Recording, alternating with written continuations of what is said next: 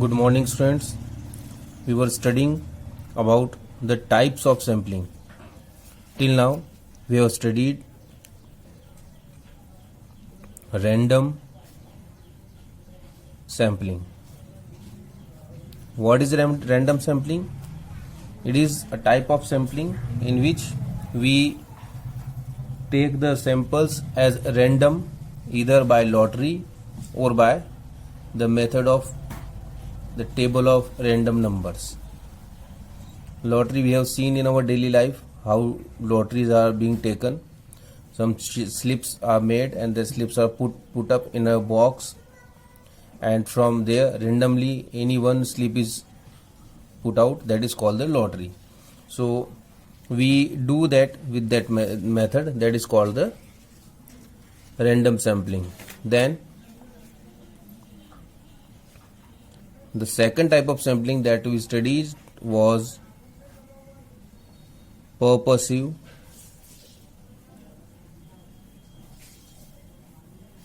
sampling. In this type of sampling, the enumerator, the investigator, deliberately samples as what type of study he want to do. He decide to take sample on the basis of that study. Then the third that we studied was stratified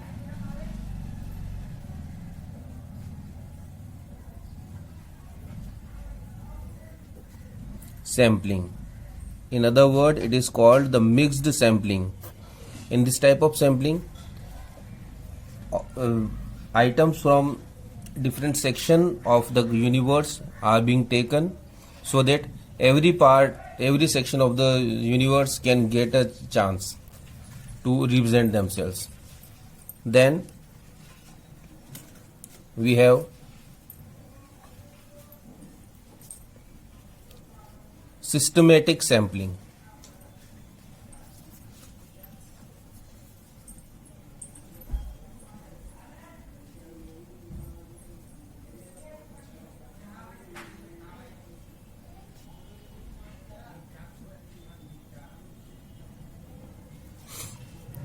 What is systematic sampling? According to this method, units of population are numerically, geographically or alphabetically arranged. Every nth item of the numbered items is selected as a sample item. What we do? We arrange all the units of the population of the universe in a systematic manner, because the method is systematic sampling. So we arrange everything in a systematic manner. Then what we do? We take sample from after arranging them. We arrange them numerically, either we give them number 1, 2, 3, 4, 5, 6, 7, 8, 9, 10, whatever there is, or what we do else, we can arrange them geographically, from which area the things belongs to, or which state the sample belongs to, or we can arrange them alphabetically starting from A or starting from Z. Then what we do? Suppose there are 100 items in the universe and we need to take 10 items as sample. So every 10th item will be taken as sample. It doesn't mean which it is. Or suppose we have 500 items in the universe and we need to take 20 samples. So that is that every 25th item will be taken as the sample. Which comes here, it doesn't mean. What are the merits of this method? It is very simple method, because you need not to do anything special. What you need to do? You just need to arrange the data in a systematic manner and take the sample. then there is hardly any possibility of personal bias in this method. You cannot be biased, because what you are doing, you are just arranging the things, you are getting a number and you are choosing the items which is there on that number. So it is not with your choice. The sample would come as they are. So there is no possibility of personal biasness in this method. Demerits. What are the demerits of this? Every item in the population does not get equal chance of being selected, because only the first are selected on the basis of random sampling. Every item in the population does not get equal chance. Why? There are two reasons for that. Suppose if there is a different types of groups in the universe, and what you have done, you have arranged all them alphabetically, so every section does not get a chance. Then what you are doing, you are randomly selecting first number. That suppose you have selected, you have the group of 500. Out of 500 you need to take 20 samples. So what you have done, 500 divided by 20, that is 25. So the first one was selected randomly. Then what you done, every 25th number or every 25th item you have taken. So only the first number was selected randomly, then they were picked as the number. So every number is not getting, every item is not getting equal chance. Then if all the items in the population are homogeneous, this method of sampling serves no specific person. If all the items in the population have same characteristic, then this method does not serve a specific purpose. It means you cannot draw any specific conclusion, because all the data is homogeneous. It means they have the same values, so you will not be able to draw any kind of conclusion. Then the next one is, that is quota sampling.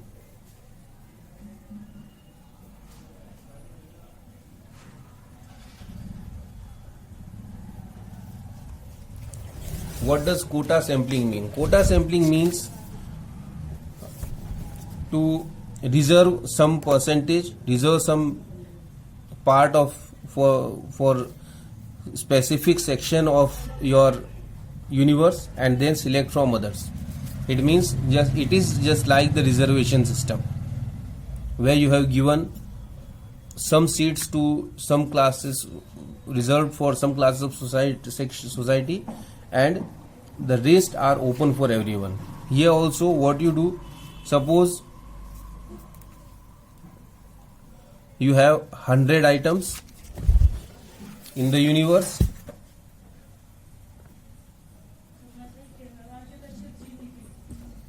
that belongs to 4 different groups. What you done, you reserved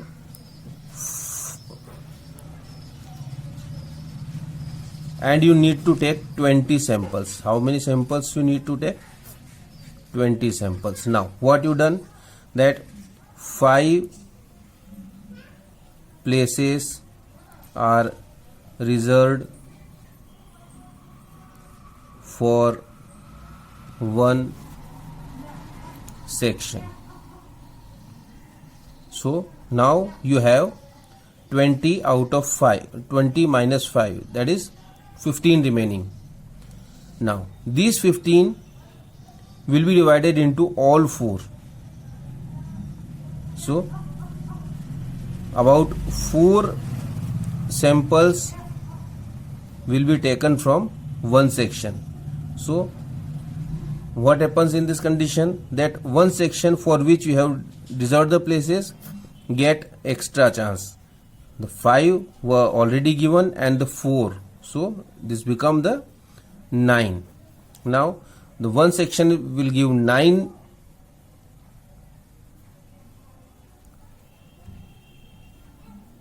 units, others will give 4 units. So that makes a difference.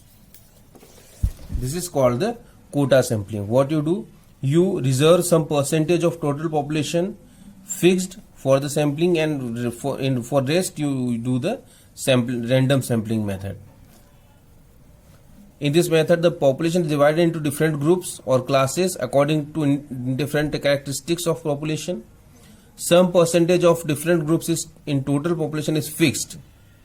Further, some quota of the item be selected as sample items is fixed for each group. When you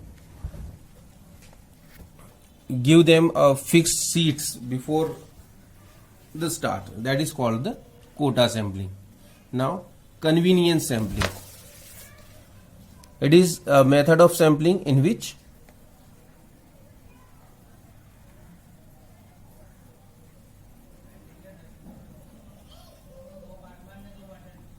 sampling is done on the convenience of enumerator or investigator. It means here investigator do the work of sampling as per his wish, as per his convenience. In whatever thing he is convenience, he do the sampling. So there are 6 type of samplings. First one is random sampling, then the purposive or deliberate sampling, then stratified or mixed sampling, then systematic sampling, quota sampling, and convenience sampling.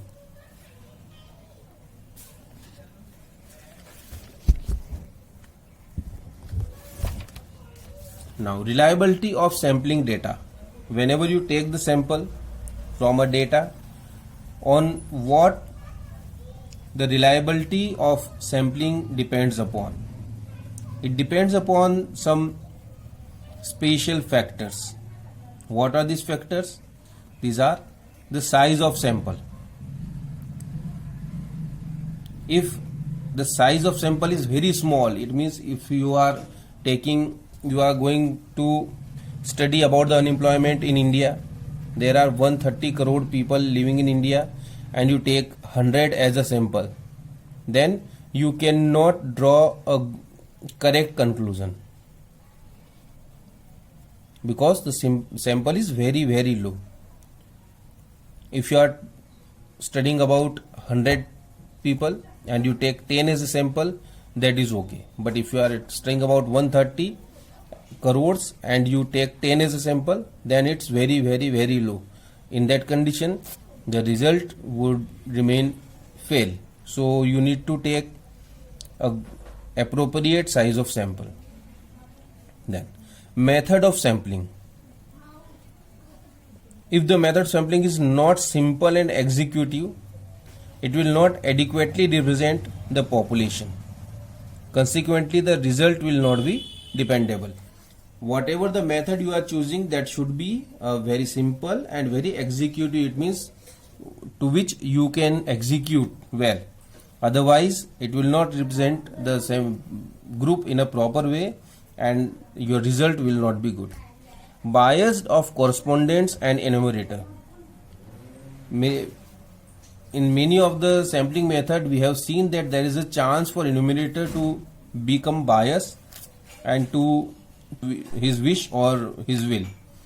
So in that case, the reliability of sampling data is bounded to suffer because the sampling is done by the correspondence as per his wish. So he may become biased for some section of the universe, he may not become biased for some other section. So it creates problem. So the correspondence should not be biased for anything. Then training of enumerators. Why he become biased? Because he do not have proper training. Why he choose the wrong method? Because he do not have proper training. So the investigator, the enumerator should have proper training, and he should be an expert in this field. Otherwise, the sampling will not give us a good result. Now, if we have a comparative look on both the census and sampling method. What we see that we study on different points. First one is coverage, census method.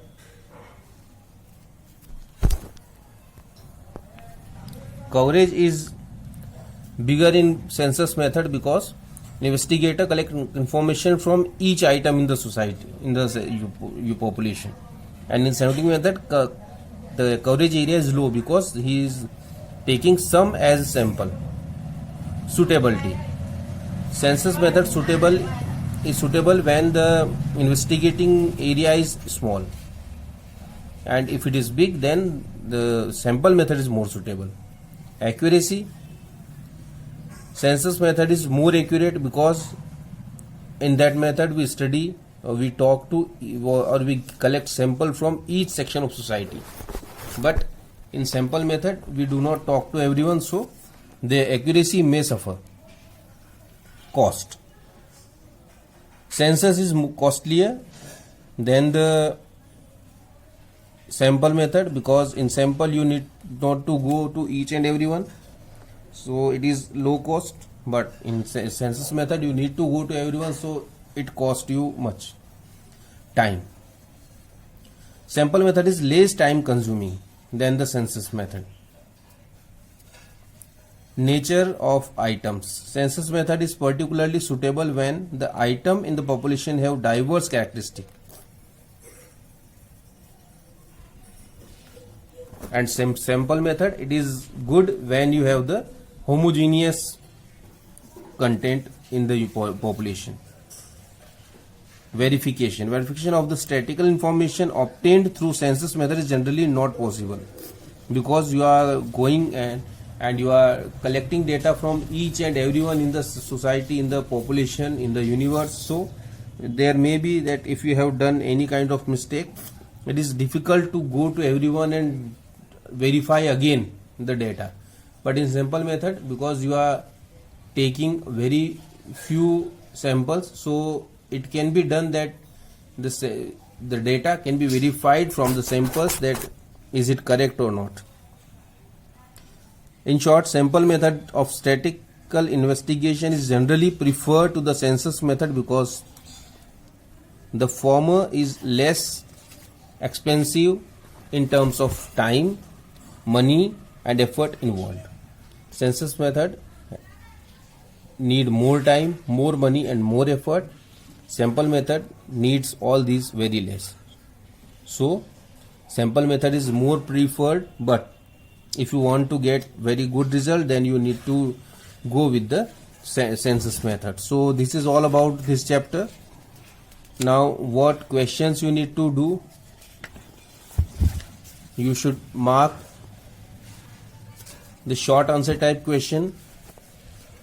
Question number 1, 4, 5, 14, 15.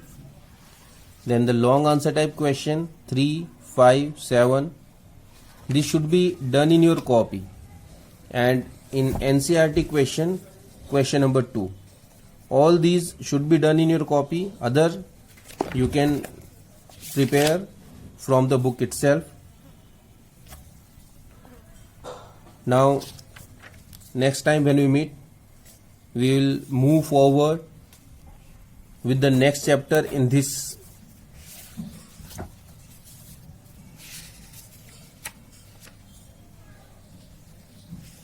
unit, in this book, that is the organization of data. We'll go with the 4th and then 5th chapter.